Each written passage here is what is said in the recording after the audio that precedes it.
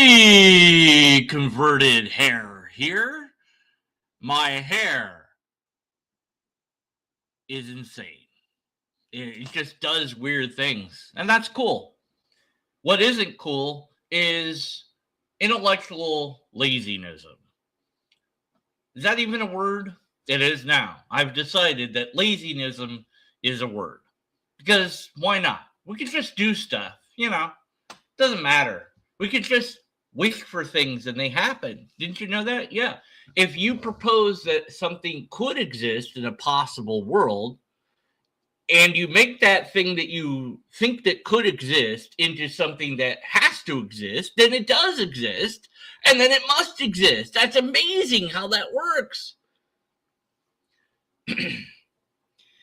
A time-traveling portal universe-breaching machine exists in some possible universe.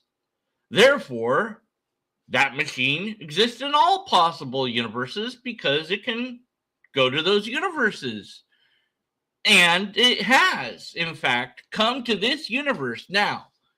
Because it doesn't want to be caught by humans and exploited, it has cleverly disguised itself as a soft, fluffy, red lobster. Yes, that's right. This is a time machine, portal, universe traversing thing from another universe. Oh, yes, it's real because it being real is better than it not being not real.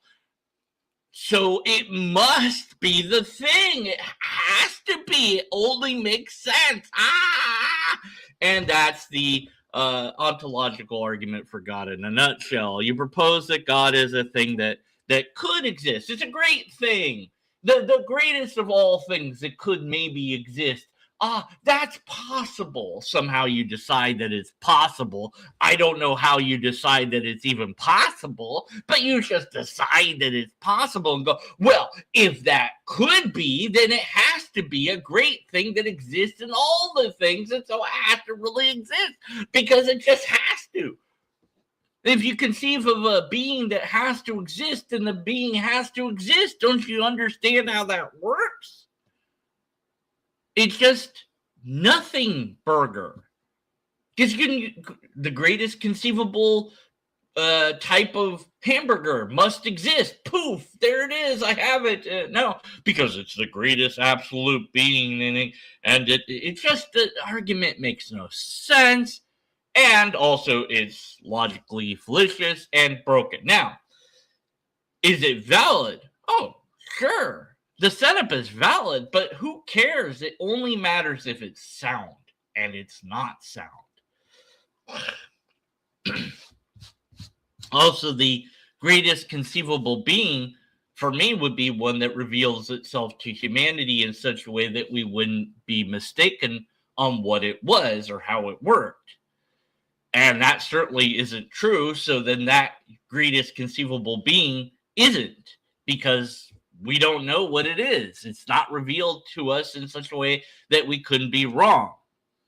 About 33%, give or take, of the world is Christian, according to some Pew reviews in the past. I don't know if they've updated it since. Maybe it's less, maybe a little bit more. But, it's close enough, Which means the rest of the world is all screwed. They're all doomed to hell because they didn't believe in the right type of God, because that would be the bare prerequisite of salvation. But belief in God, according to Dr. Paywall, is not enough, because even the demons and the devil believe in God and believe that Jesus died for sins, and that's not enough to save them. There's extra steps.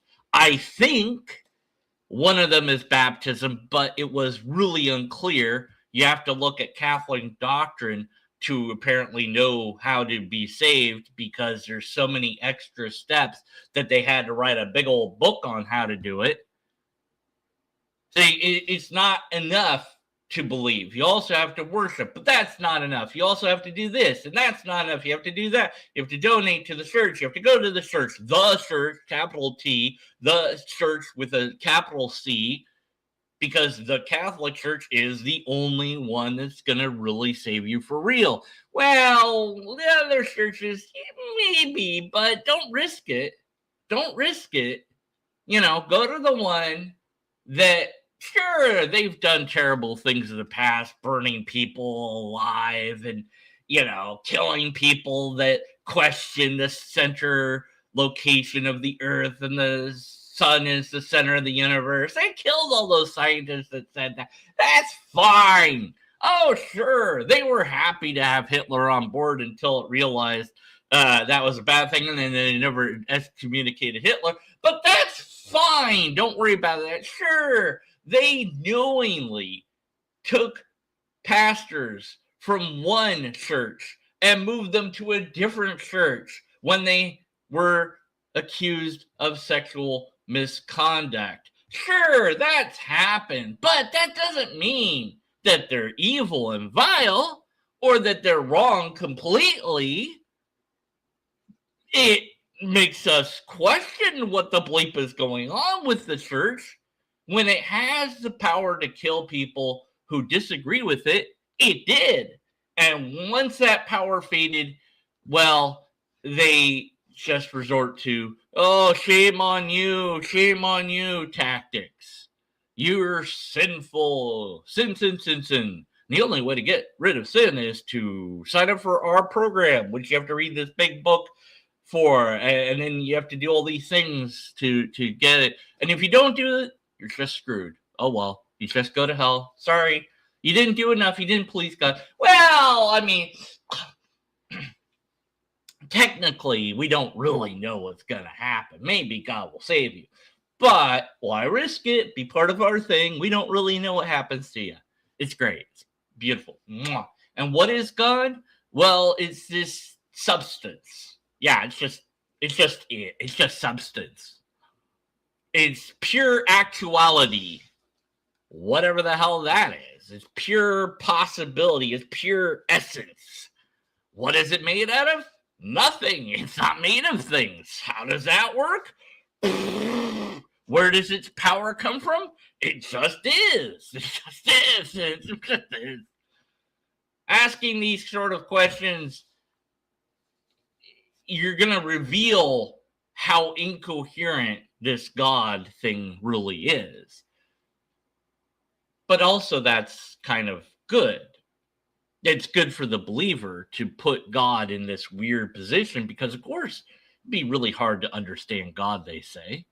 It'd be beyond our comprehension. Why?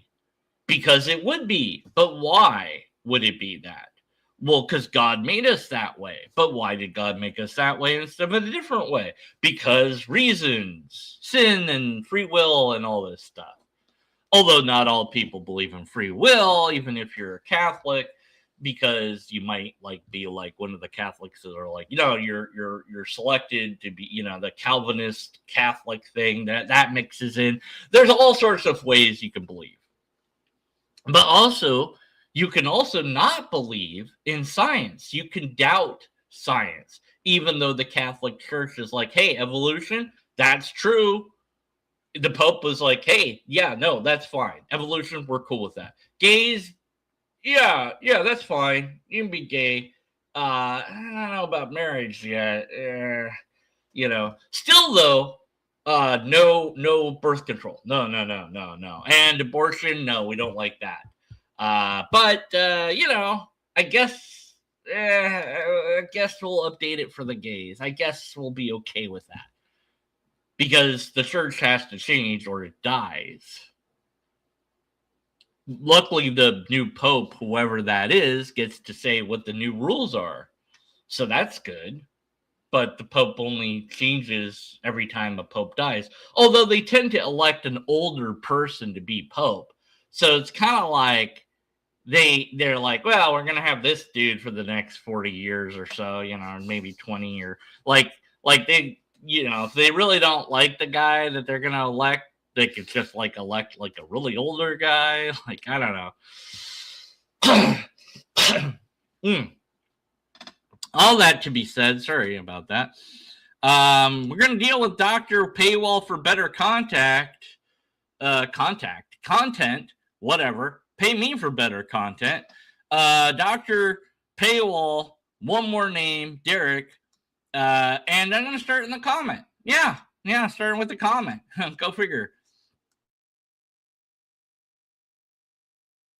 Okay. So this comment is really small, and we're going to have to try to make it bigger. Dang nabbit. Oh, my goodness. Here we go.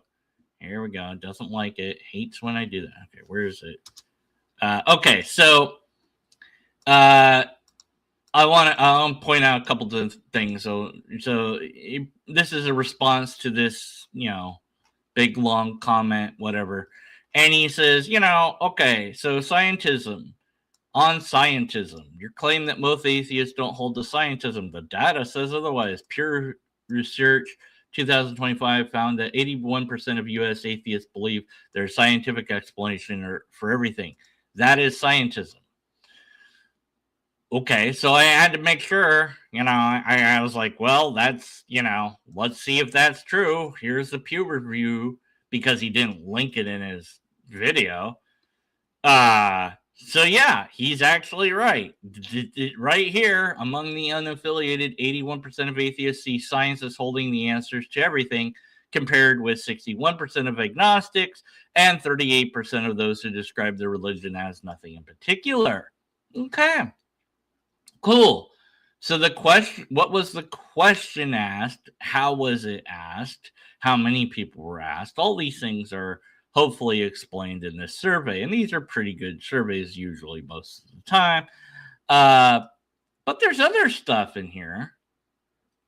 How do religious people, nearly every religious affiliated group analyzed, say there are some things science can't possibly explain? Interesting. Then Jewish Americans are an exception among the religious, with 51% saying there are some things science can't explain, and 48% saying there's scientific explanation for everything. So Jewish people are actually smarter than the other religions, would be my conclusion. Why I say that? Well, because, why wouldn't there be a scientific explanation for everything? If everything is indeed, things that we can study. And therein lies the thing, is like, well, you can't hope to explain something that isn't, nor can you hope to explain something that's unexplainable with science. Because if you can't explain it, then of course you can't explain it. Duh. So if you make up something that can't be explained and then say, well, science can't explain it, well, then, yeah, I guess you're right. Yay. But, can't science explain everything? I think it can. I'm not sure. But scientism, what is scientism? Oh, now we get into the dirty, mucky water of natural language. What does a word mean? Well, we can look up what scientism means, and we can be like, well, let's see. It's let's see. It's the belief that science and the scientific method are the best or only way to render truth about the world and reality. There's one version from Wikipedia. Okay, so, but what might be more of a nuanced question to have asked these people that were polled would be, what do you think scientism is? But that doesn't fit nicely on a data chart. It's easier to just have check marks when you're asking a poll. I know I did a poll and got a lot of responses, and it was like, how do I make sense of all this data? So if you ask a lot of people and you did that, it'd be really hard to make sense of that amount of data. It's way easier to make sense of the data when, people, it's like, just, do you think that science can explain everything? Yeah. Or no. And that's your only possible answers. So we don't know what the people that did this poll think scientism is.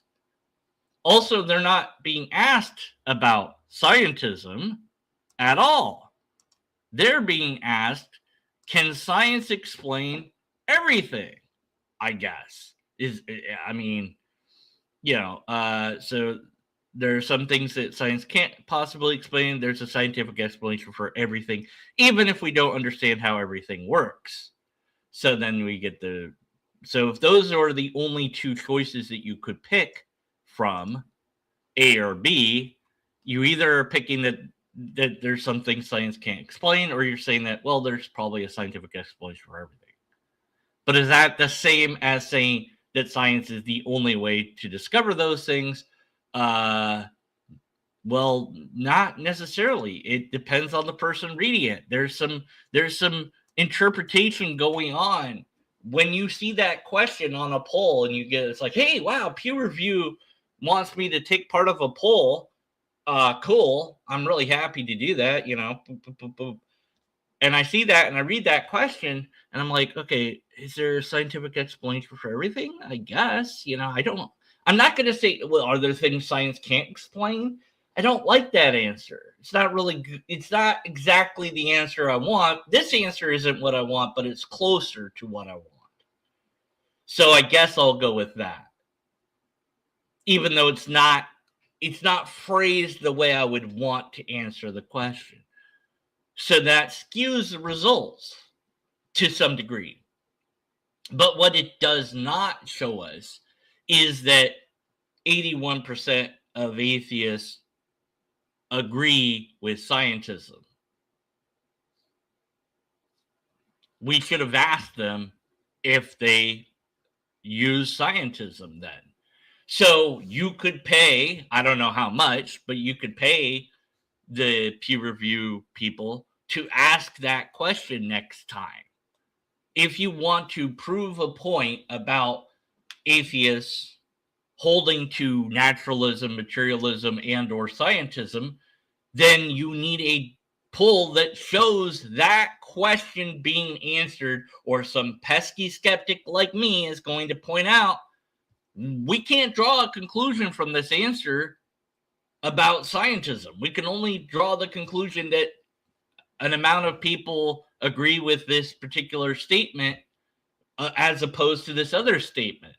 And that doesn't tell us everything. It tells us something, but not everything. But I actually view this as an indicator of how many people are confused about reality regarding the religious percentages. If you're a person and you're like, oh yeah, no, science can't explain everything. Like, really, what things do you think science can't explain?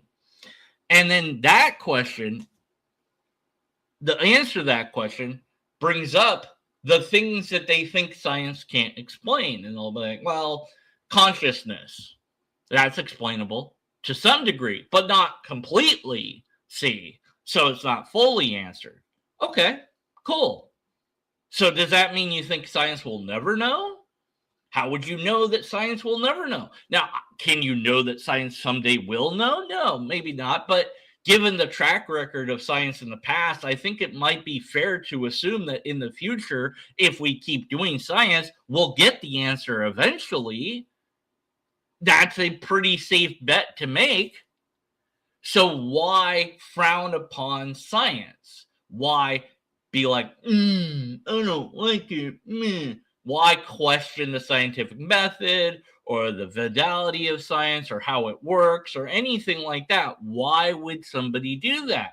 Well, because they want to undermine science to some degree. But why would they want to do that? Because they're holding a position that is not scientific.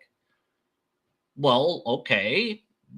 What is that position then? Is it like a political position or like a personal belief? What is it that they're holding that can't be really verified or analyzed by science? Actually, could we do that with political views? Yes, actually, we can. Okay, so the religious views, can we analyze that using science? Yes, we can. What about the things that the religious people say? Can we use science on those things? Yes, we can.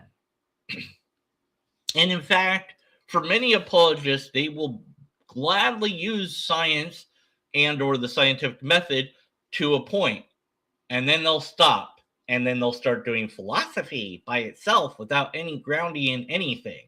They'll stop doing science, so we no longer have that method, and they'll maybe appear to do logic, but believe me, they're not doing logic, and the fallacies show you that. When you understand informal logic, you understand that. But they appear to be on the surface doing logic, and then they'll make their argument. Or sometimes they don't even bother to look like they're doing logic and just give you a hodgepodge of an argument without any, thing to it, And their argument is driven at what? Well, it should be ideally proving themselves to be correct. Like, if you want to prove a point, I'd say, hey, look, I've got a stuffed gray bunny wearing a white diaper looking thing, maybe. Here we go. Here's a stuffed gray bunny wearing I think it's like pants, I think it's like white pants, but you could say it's a diaper. I don't know. You could say it's a hat, whatever you want it to be. That's what it is. And I think he's very cute, and I like him. Anyway, so he sits on my desk. Go back on my desk where you belong. All right, there we go. That's where you belong. Yes, you're a cute bunny. Anyways, so I proved the point that I wanted to make with a very simple thing, and I didn't really need an argument.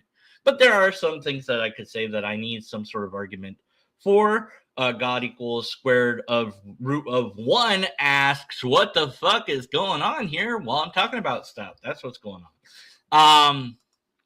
Okay, so back to the poll real quick. So, also in the poll, let's see, across all religious groups, more say science is helpful than harmful. So that's, so science does more harm than good, or more good than harm, more harm than good, equal amounts of good and harm. So among the Christian subgroups, there are some differences on this question. About half or more of Orthodox Christians, mainline Protestants, Latter-day Saints, and Catholics see science as doing more good than harm. Well, that's good. That's good. People are saying, hey, look, this science thing, that's doing pretty good for us. That's good. But my God, 55%, 51%, 58%, that means it's about 50-50, just about. That means it's split. It's an even split, just about. A little bit more weighted, but not much. That means if you had like 100 people, I can't do math. This is going to be off. If you had 100 people in a room, 50 of them, 48 of them would say science bad, harmful, and then like the rest would be like, yeah, science good. That's not the. I don't know how to do percentages, and somebody that knows math can do that. Anyways, but that's a lot. That's a lot of people that are like scared of science. Why? Why? We know what science can do by now, don't we? Like, look at this thing.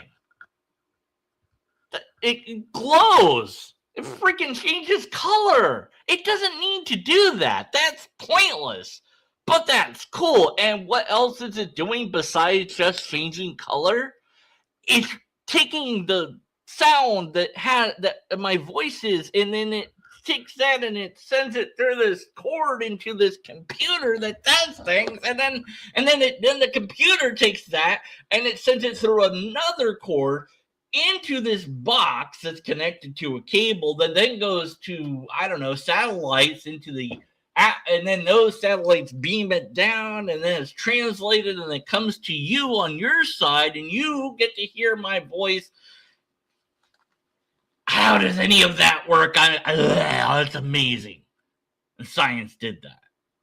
Also, my web camera, which I can't show because, like, I would need a mirror, and then but. And then that's not all, TV screen. Oh my God, I've got video games going. I got a heater here. This is heating up my room. I've got, bleeping heck, I've got a smartphone. I mean, what?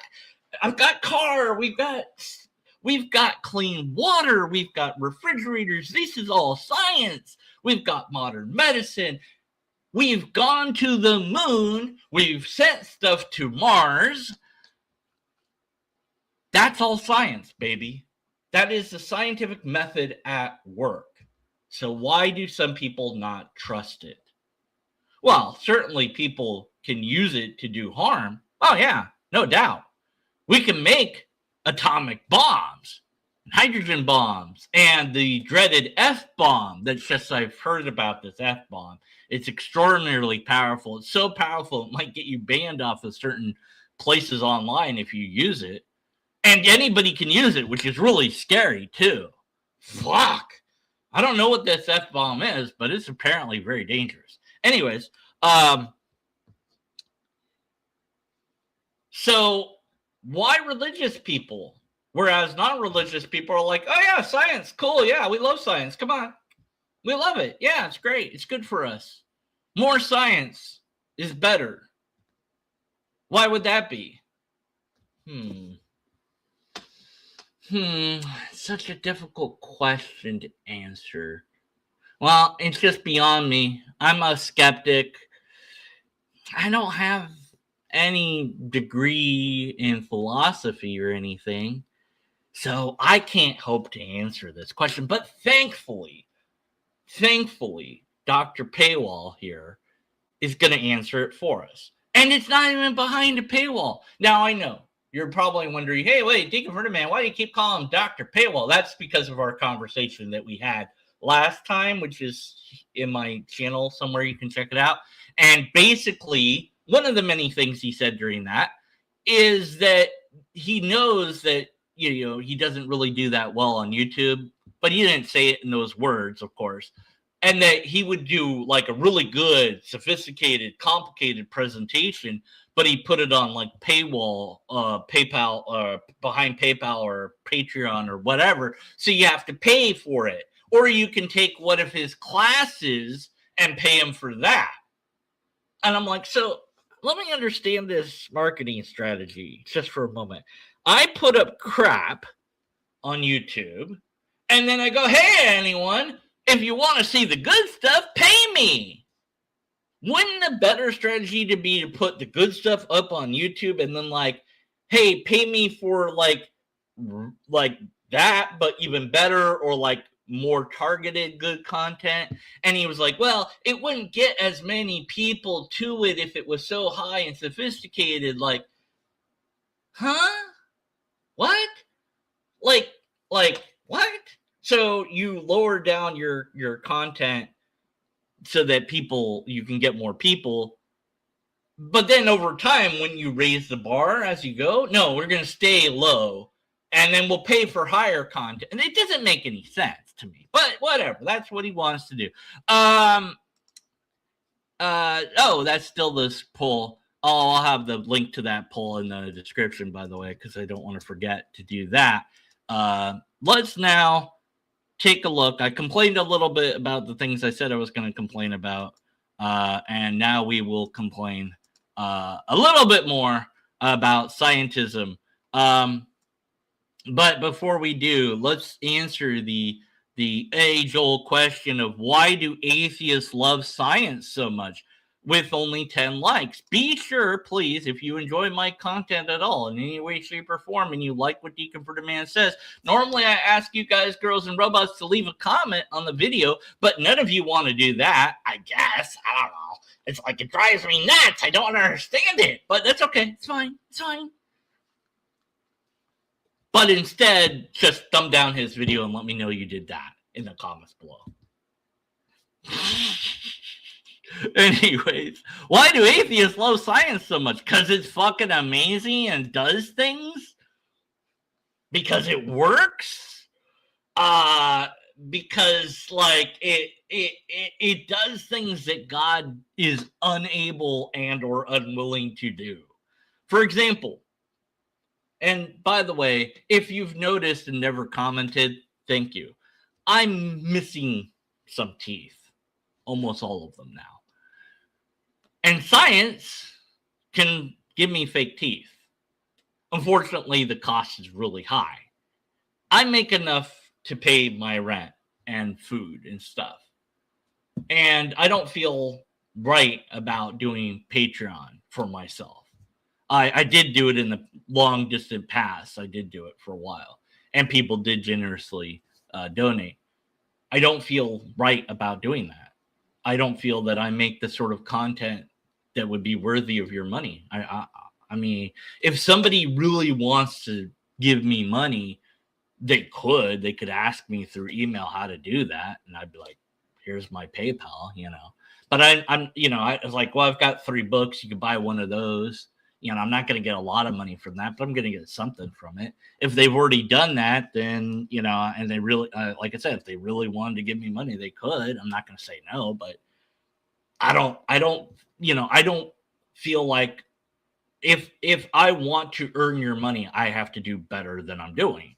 And I don't want to, because I'm happy doing how I do it, like, like I'm like, hey, I like doing this content, and the live versus the recorded, like the recorded content I have, those are always done. That does take me longer, so I do work harder on that.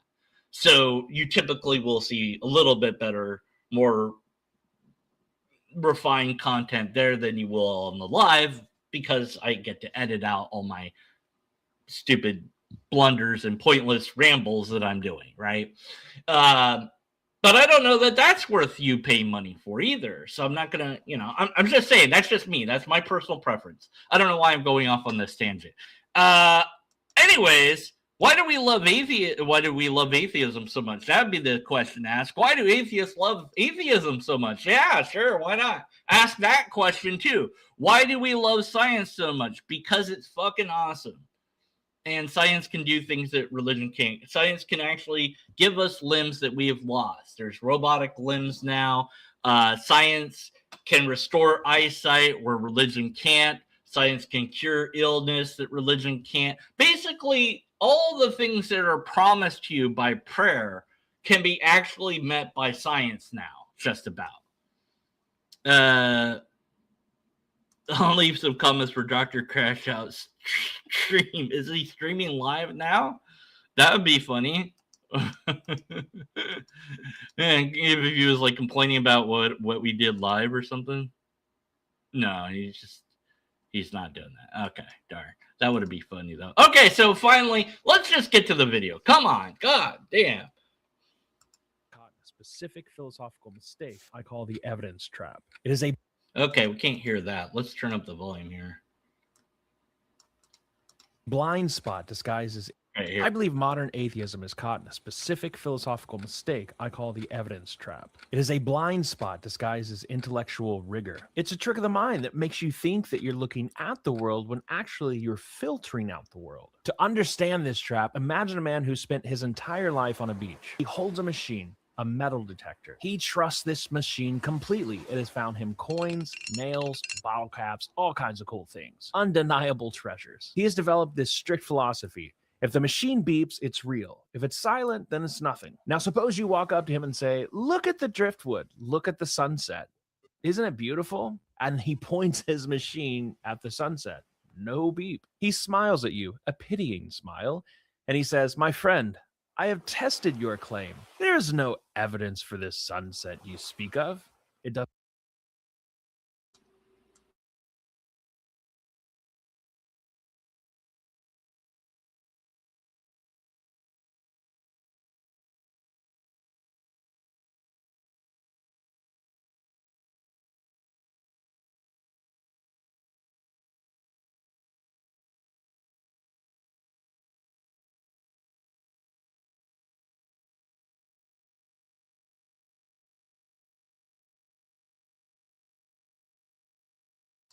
Appeal to and from analogy. Let's just say that there's a man who's always lived on the beach, and this man prays to God every single day.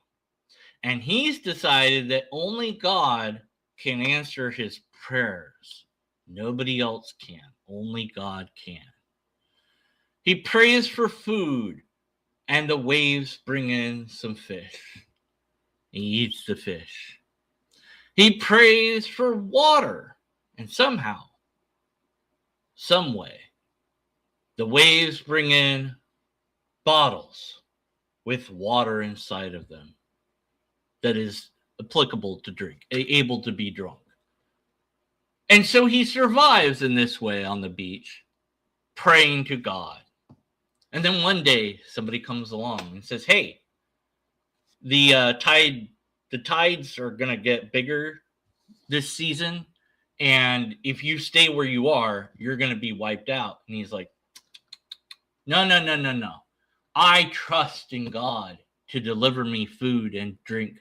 God will preserve my life. If God wants me to move, God will move me. And the tide rises a little bit. The guy's like, look, I got to get you out of here. He tries to pick up the guy. The guy's like, no, God will save me. I do not need you. Depart from me. I know you not. You vile heathen. I need you not. Go away. No, and the guy's like, look, I believe in God too, but come on, you're going to die. No, God will preserve me. He prays. The water comes up. The water's now up to his neck. It's like, God, I trust. And he drowns to death. The end. He doesn't go to heaven, by the way, because there's no heaven. He just dies. The end. So, if he had just, paid attention to the damn evidence, he would have been saved. But he relied on his belief in God. And using this scenario, I could then conclude that belief in God is really pointless and stupid. But I built the scenario, didn't I? And I made the person in the scenario act the way that I wanted them to act. So is that scenario applicable to Dr. Paywall? One more name. No. As a Catholic person, he might indeed pray for something, or pray for, I don't know, maybe just pray to worship. I don't know if he believes in prayer that can actually do stuff or not. But also on top of praying, he might actually perform the actions necessary to get to that goal on top of praying. Because he knows that doing the stuff is necessary to get the stuff you want at some level, even though he's going to add prayer on top of that. So if he wants to improve his performance on YouTube, he could pray about it, but by itself, that won't do anything. He still has to make the effort to make a better video. At the end of the day, it's almost like he's the one doing everything and God's just taking all the credit. But maybe the prayer is encouraging him to do so. Whereas if he didn't pray, he wouldn't be encouraged to do it. Maybe. Yeah, okay. Although the atheist then wins that because we don't need that prayer to encourage us. We just do it anyways. So I guess we're better. So the straw man construct of the person that relies purely on prayer that I have built is not applicable to the person that relies solely on the metal detecting instrument to discover things in the sand. They are using that one instrument to discover anything is real. And even if they pointed it at themselves, they would then have to conclude that they themselves are not real because they're not made of metal. This person is a moron. And that person doesn't exist in reality. The person only exists in your story that you have made to try to be analogous to using the wrong tool on everything. Everything is a hammer, therefore everything is a nail. No, science is not a single tool.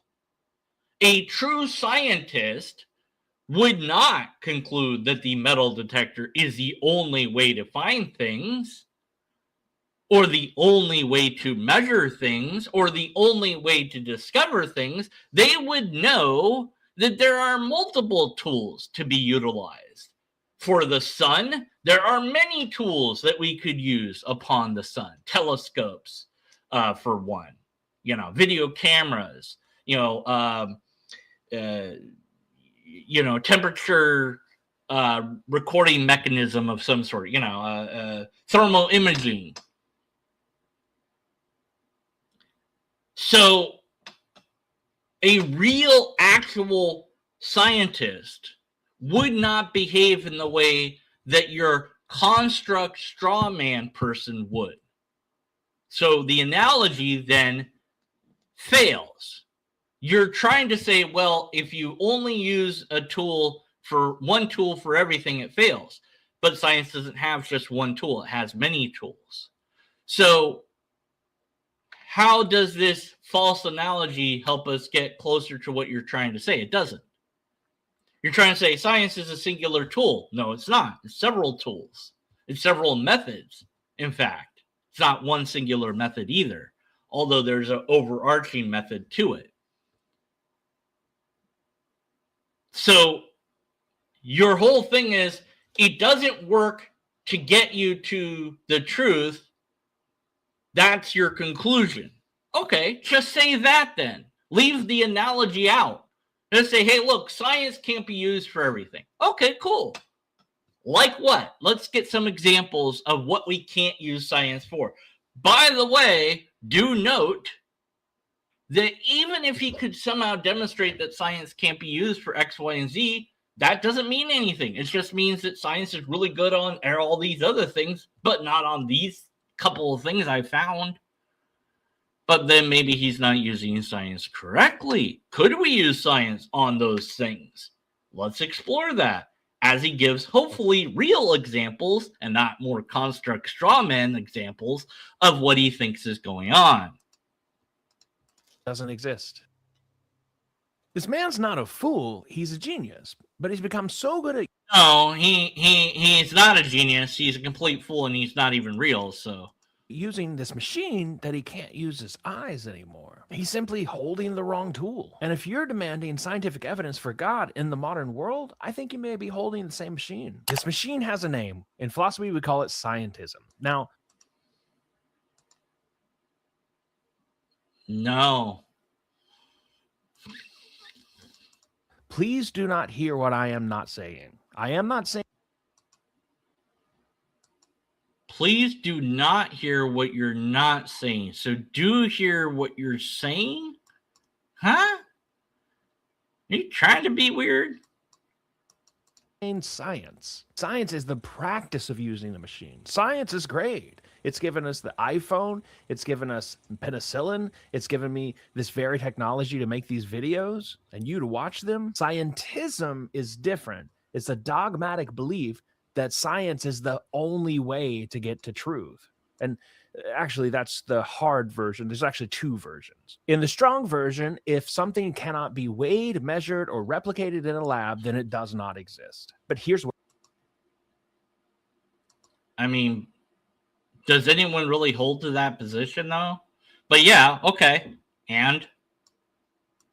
Where it falls apart. If you decide your metal detector is the only source of truth, then you will conclude that only metal exists. In other words, if you decide that the scientific method is the only way to know reality, you will be forced into a kind of materialism. You have to believe... Oh, no! Oh, no! Not that! Oh, the humanity! If you decide to only use science, then you'll only discover what's real. Oh, my goodness! Oh, my God! We can't have that! Oh, no. Oh, we got to decide that science isn't good enough then, because we don't want to just decide that material is the only thing, even though it probably is. Oh, no. Oh, panic. We can't do that. Oh, they appeal the consequence. Believe that the universe is nothing but matter and motion. You won't find soul, for instance, not because you found evidence.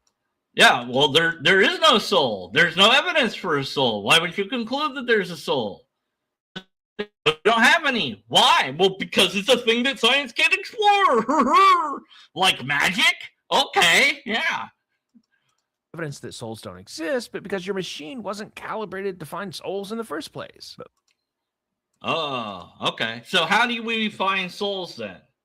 We can't use science, so what can we use to discover souls? They're not matter. How do you know that? Yeah, well, because that's what I defined it as. Yeah, but that's not what I asked. I said, how do you know what it is? You just say it's a thing. It's a thing. Yeah, it's a thing that exists. Magic. How do you know magic isn't real? You can't test magic, see? You can't study magic with science. Well, souls are different than magic. No, they're not.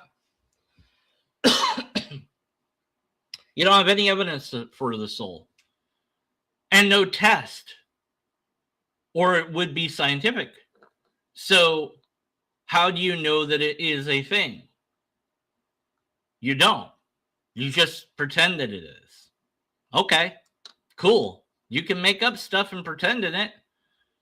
Anyways. But most smart people don't fall for the strong version. They fall for the weak version. This is the subtle feeling that biology is facts, whereas ethics is just feelings. That physics is real, but philosophy is just guessing. It's the assumption that the metal detector is the gold standard for knowledge and reality, and everything else is just this sort of consolation prize for things we haven't figured out yet. But against weak scientism, here's why you can't just presuppose that science is the best source for knowledge. It's because science presupposes truth to even function, to use.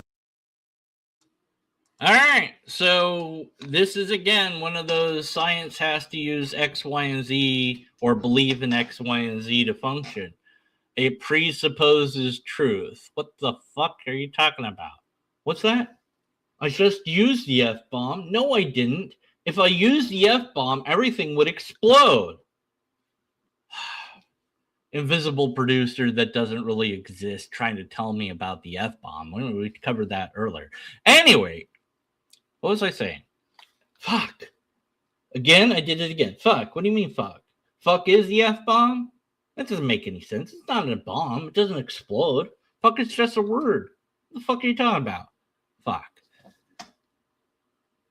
All right, he was wrong about everything. Right, that's what we were saying. Right. Yeah. So yeah, I can't prove it. Yeah. It presupposes truth. Right. No, it doesn't have to. You don't have to presuppose truth. Whatever the hell that means. You just, you don't. I mean, look, it's not that hard. Like you go, hey, look, here's a thing, right? And I go, okay, here's a thing. Like you can kind of see it. It's like.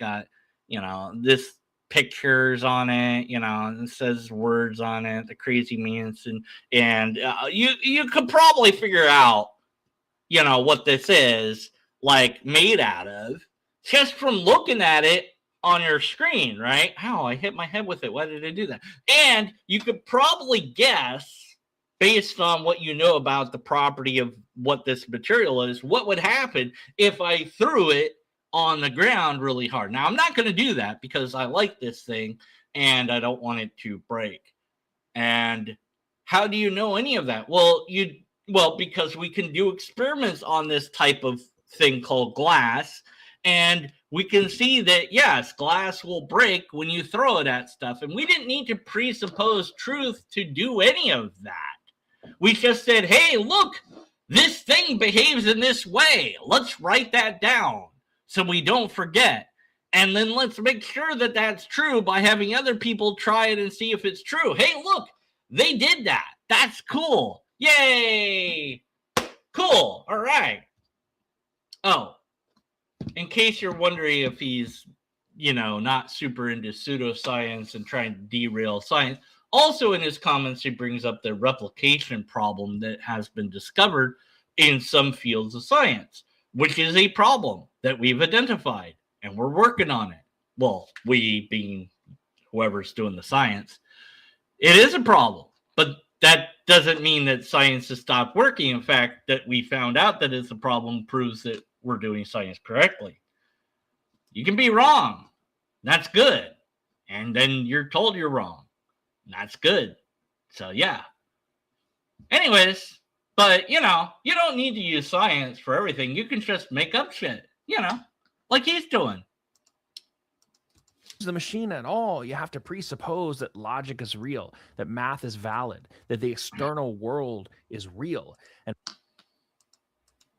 no, you really don't have to presuppose any of that, but math is real, and so is logic and all those things you mentioned. So They just are real. You don't need to presuppose it. You can just verify it. And by the way, you can verify all of those things using science too. And all these things are not demonstrably provable by science itself. They're all... What? Wait, what? Let's go back. Just want to make sure I got that right. Supposes truth to even function. To use the machine at all, you have to presuppose that logic is real, that math is valid, that logic is real, math is valid, the external world is real. The external world is real. And all these things are not demonstrably provable by science itself. The math being real, logic and the external world can't be proven using science.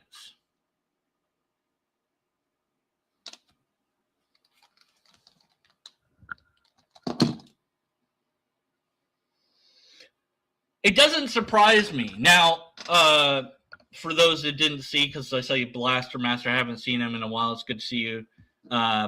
You need to go check out, waste an hour of your time if you want, listening to me ask this guy questions. And please invite your wife to watch. She will enjoy it, I'm sure, since she's working, or maybe she's already got her PhD. I'm not sure, but she's working on a PhD for those who don't know. And hey, she's actually going to use it for useful things. Maybe, hey, that would be fun. Like, maybe she could grade this guy. Like, give him a grade or something. Anyways, but yeah. So this guy, this doctor dude, he was agnostic on the age of the Earth, the age of the universe, and biological evolution.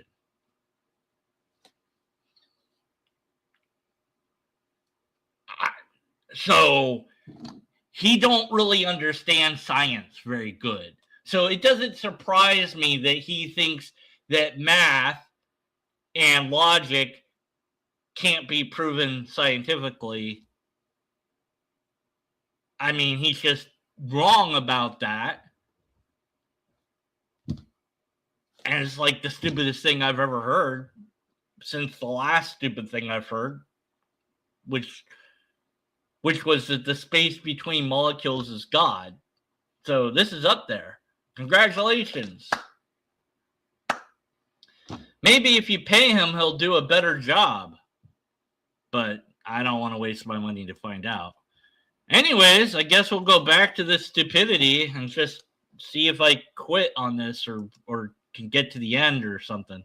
They're all assumptions that science trusts implicitly. If you say... No, they're not assumptions. Math working is not an assumption. Logic working is not an assumption. These are demonstrably demonstratable using the formulas they're in. You're just wrong. You're stupid and wrong. Also, your argument's just not, it's not even an argument. You're just wrong. I don't know what else to say. No to that. Science is the best way to know knowledge. It's like saying the roof of the house is more important than the foundation. Now, I know what the skeptic is thinking now. Oh, I get what you're doing. No, you don't know what the skeptic is thinking now. In the whole God of the gaps explanation. You're looking for God in these tiny pockets of mystery that we haven't explained yet. Yeah. No, look at the beach again. The sand castle. Look at the trees. Castle or driftwood isn't a gap in the metal detector's data. It's not a glitch. It's not a missing coin that the machine just hasn't found yet. It's a completely different category or reality. We're not... You can use science on the driftwood and the sandcastle. Your analogy is broken. You suck. Looking for God in the gaps of physics. We're not arguing that... No, you're looking for God without using any method at all. That's the problem. Is the religious, well, by and large, and again with that peer review, we can see the religious don't trust science. The religious don't believe that science can answer questions. So we understand you don't get it. We know that. And we know that you believe that your God is not something that we can use science to discover. We know that. We're just trying to explain to you that that's the problem. All these atheists keep asking you and people like you for evidence of God. And the only thing you can do is give argument, not evidence. You don't have evidence for God. You know that you don't have evidence for God. In fact, again, with my talk to him, I asked him, is there empirical evidence, reputable test for God? He said no. He didn't even hesitate. Then I asked him, is there a sound argument for God? And he said yes. I asked him what one, and he said the argument where if you think God exists, then it exists argument. You know, that ontological argument bullshit. You know, you can conceive of God, therefore God exists. That whole argument. I lay it out better in the pinned comment on my interview with him, where I also go off into a large tangent of how I'm going to make another song about him, which I'm totally not going to do. Although maybe I did do an AI thing just for fun that I may or may not put up at some point. I don't know. I'm weird. Anyways, so yeah, science can't find God because God's a different category.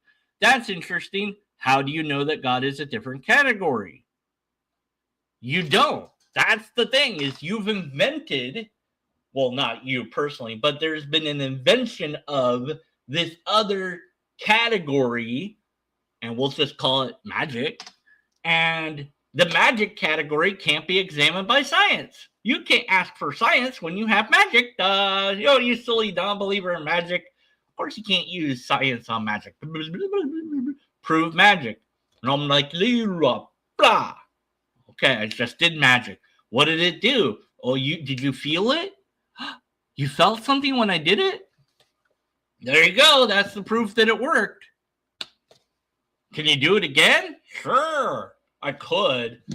But it's weaker the second time around because every spell has to be unique, you see. And also, it drains me personally. Oh, I feel so tired. You know what would make me feel better is like, I don't know, $100 maybe. You know, 200. Oh, man. 1,000? Oh, okay. Ooh. Oh, yes, I'm starting to feel the power again. I can do magic again, but only if you pay me. How do I know that magic is a category? Well, because I said it's a category. Duh. I just said it was. We've got reality. We've got non-reality. We've got imagination and fantasy and all that. That's not reality, you know. So we've got reality. We've got this other category, not reality, right? And in reality, we can study things and find out that they're true. And then in non-reality, we can't study these things because they're not really true. But then there's another category, right?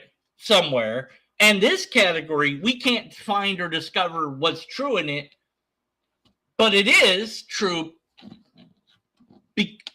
because you can't use the way to figure out what's true on it. Because we said why do you keep asking?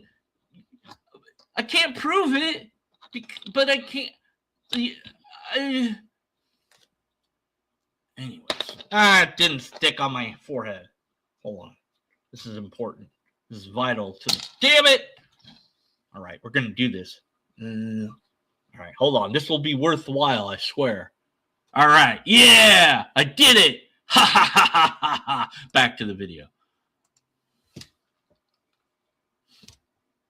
Because we don't know how lightning works, it must be Zeus. We're arguing that the machine is ignoring the context of reality itself. The sunset isn't a gap in the metal detector hunt. It's the light by which the whole hunt is even possible. And if your gold standard ignores the light, then it's not a standard, it's a blinder. Now I can hear some of the comments typing already. Dr. Derek, you're just making up words. Scientism is just religious cope. Actually, no, the term was heavily popularized by Friedrich Hayek, a Nobel Prize winning laureate an economics, and a secular philosopher. In his work, The Counter-Revolution of Science, he heavily criticized the concept of scientism. He defined it not as science itself, but as the slavish imitation of the method and language of science in areas where they don't belong. Hayek wasn't trying to defend God, he was trying to defend reason. He understood if you try to measure something like human meaning with a set of calipers, you don't get facts, you get nonsense. So, well, I mean, some dude somewhere said a thing. I don't care. You know, these appeals to authority figures, I get it because he's a Catholic, and Catholics are all about authority figures, broadly speaking. So him like, oh, look at this guy. He said that. I don't know who the hell that is. Why should I care? It's either true or it's not true, and this guy was wrong. Okay? That's it. You can use science on the human stuff, all the human stuff. Like meaning and all that. Yeah, you can use science to figure that out. Yeah, you can. So, anyways. This is not a religious complaint. This is a technical distinction.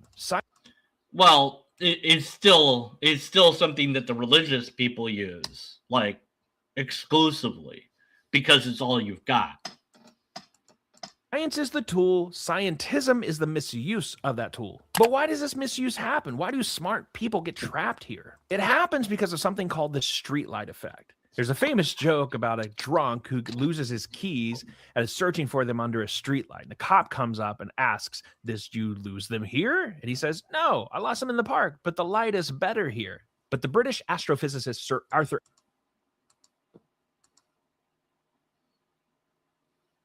Not a very good joke at all.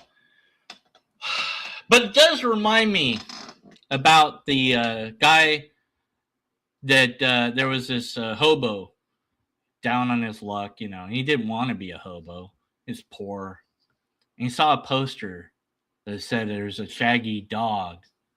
And it was the most shaggiest dog in the world. And no picture, but, you know, $1 million offered reward.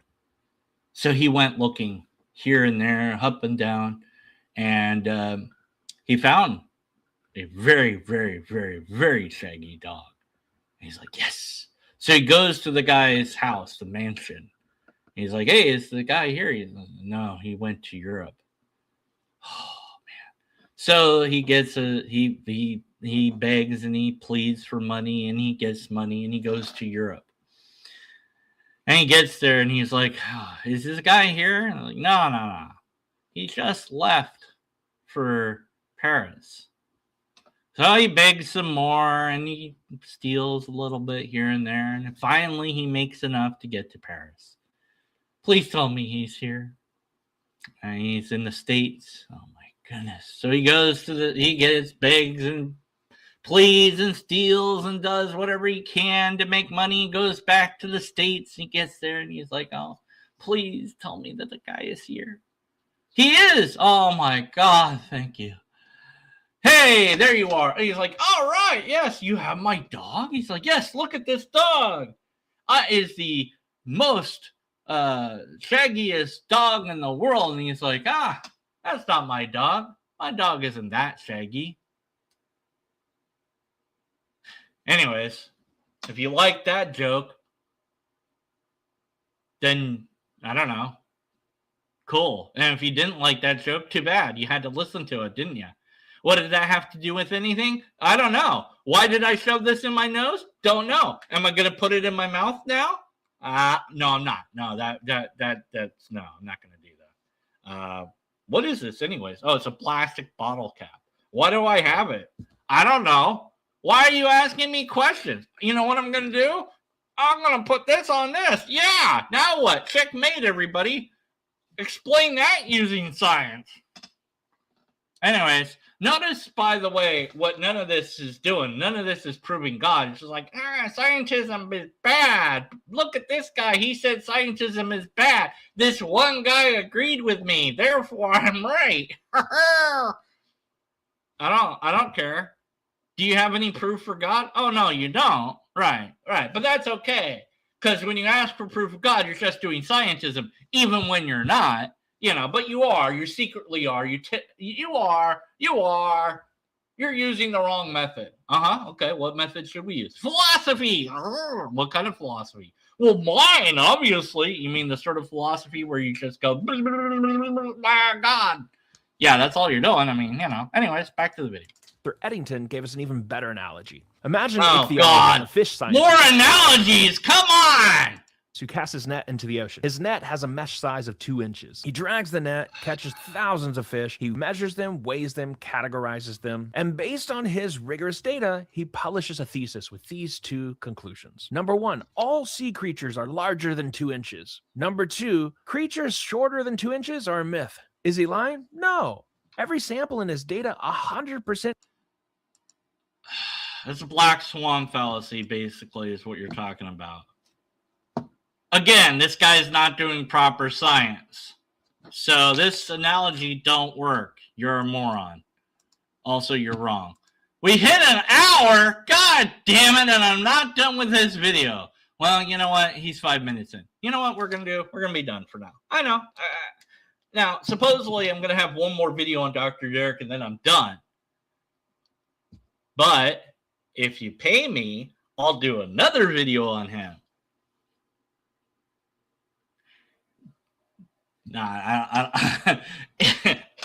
Actually, wait, this is a better idea. Pay me and I won't do another video on him at all. Yeah, that's the ticket. That's how to get rich. Anyways, to recap, we can't use science on God because God is like magic and you can't use science on magic. And scientism is bad because people don't like it. And the end. Therefore, God, I guess. Whatever. You can't use science on God because reasons.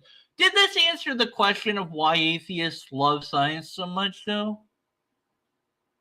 No, it didn't. It didn't even ask that question. So why the hell did he name his video that? Hey, in the comments below that you're totally going to post in, right? Right? You're going to post a comment on this once the video, right? You are?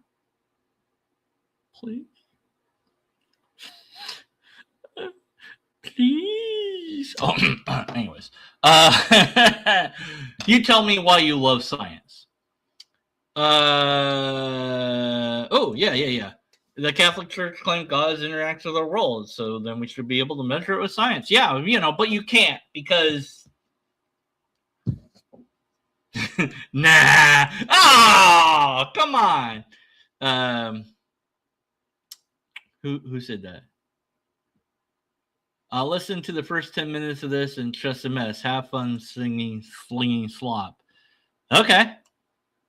I guess that's Dr. Derek slinging slop here because I'm slinging nothing but logic and facts and reality. So.